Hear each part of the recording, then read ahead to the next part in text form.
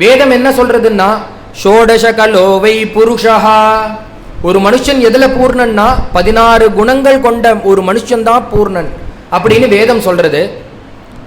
இந்த 16 குணம் உடைய ஒரு மனுஷன் இருக்கானா? எந்த குணம்னா, இந்த மனுஷனை நான் பார்க்கணும், அஸ்மின் லோகே, இப்ப போனா பார்க்கறது போல இருக்கணும், இந்த லோகத்துல அவன் வாழ்ந்துட்டு இருக்கணும். நீங்க உடனே அவன் எப்பயோ இருந்தான், புராணாந்தரத்துல இருந்தான்னு சொல்லக்கூடாது, இப்ப போனா அவனை பார்க்கறது படி இருக்கணும். அஸ்மின் லோகே சாம்பிரதம் லோகே, இப்ப வாழ்ந்துட்டு இருக்கிறவனா இருக்கணும். இப்ப நீங்க அட்ரஸ் கொடுத்தா நான் போய் பார்த்துட்டு வரணும். மனுஷனாக இருக்கணும். ஞாதுமேவ விதம் நரம், தேவாள் இருந்தா அப்படின்னு நீங்க கையை காமிக்க கூடாது. மனுஷனா இருக்கணும், இத்தனை குணங்களும் இருக்கிறவனா இருக்கணும். எப்பயோ வாழ்ந்தவனா இருக்கக்கூடாது, இப்ப போனா பார்க்கறவனா இருக்கணும்.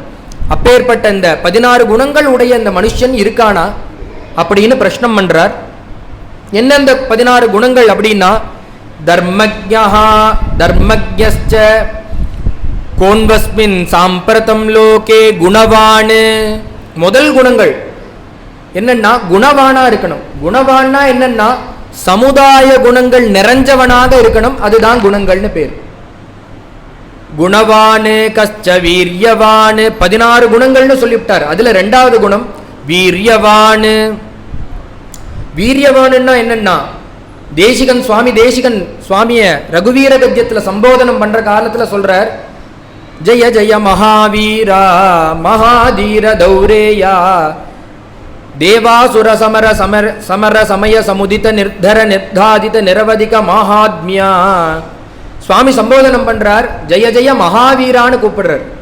இந்த வாக்கு யாருக்கு பொருந்தும்னா சுவாமி ராமருக்கு தான் பொருந்தும். அப்பேற்பட்ட வீரியவான் இந்த ராமர். எப்படி இருக்கணும் வீரம்னா, ஸ்வயம் ரக்ஷதசன்னு பரான் நாசயன்.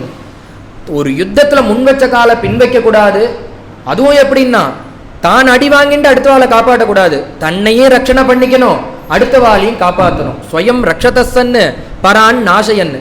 அடுத்த வாழை அவளுடைய பராக்கிரமத்தோடு போட்டியிட்டு ஜெயிக்கணும், தானும் அடி வாங்காம இருக்கணும். அப்பேற்பட்டவன் எவன் இருக்கானோ அவன் தான் வீரன். ஜெய ஜெய மகாவீரா வீரியவான். அதற்கு அடுத்த குணமாக தர்மஜ்ஞஸ்ச